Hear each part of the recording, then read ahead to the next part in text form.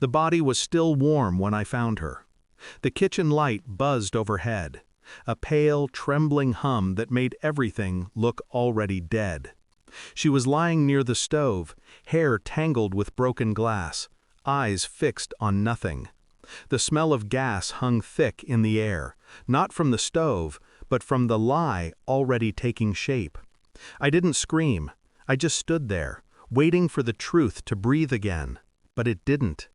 From the corner of the room, the old wall clock ticked, slow and cruel. 3:12 a.m. That's when I heard her voice, calm, rehearsed, almost kind. She slipped, the mother said, hands trembling only when she remembered to. The floor was wet. I told her to be careful.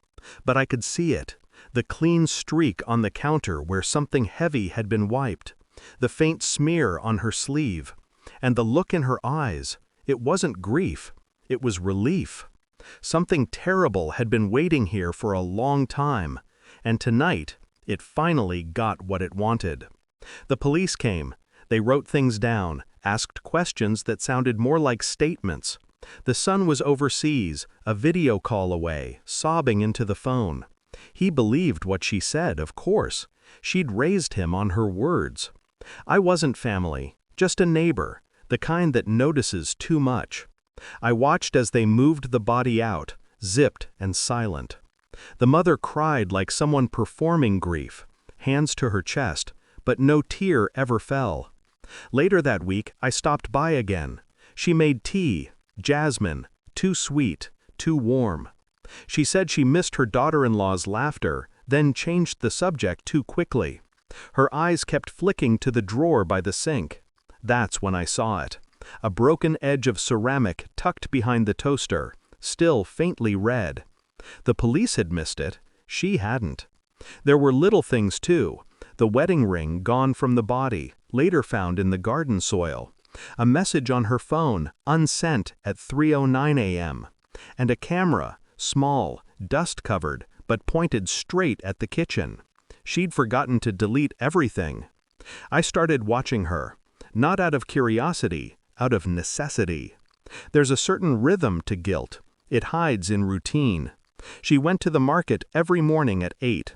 She walked slower now, flinching at sudden sounds. Sometimes she talked to herself, small, muttering prayers that never reached heaven. The neighbors pitied her. I didn't, because I'd seen the tape. The footage wasn't clear at first, just static and silence. Then a shadow moved. 2 figures. The daughter-in-law's voice, sharp but calm. I called him. I told him what you said about me. Then a slap, a crash, and nothing but the sound of her mother's breathing, fast and uneven. That's when I realized. This wasn't rage. It was fear. She'd been losing control of her son, her home, her dominance. So she did what she always did. She took it back.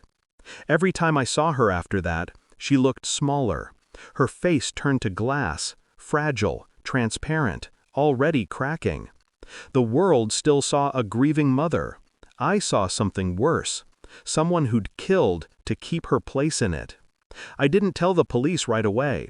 I wanted to see what she'd do, how far guilt would drive her. It didn't take long.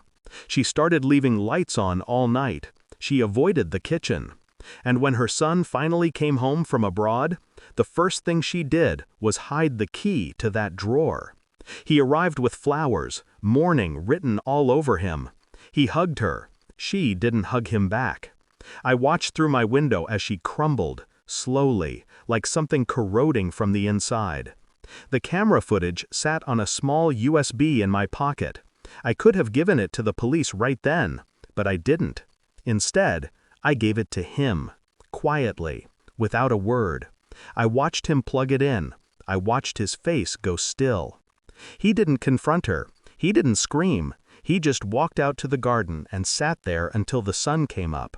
The same garden where she'd buried the ring, and maybe her last shred of peace. By the time she realized what he'd seen, it was already over. He called the police himself. The look on her face when they arrived wasn't fear. It was disbelief. as if betrayal was something that only belonged to others.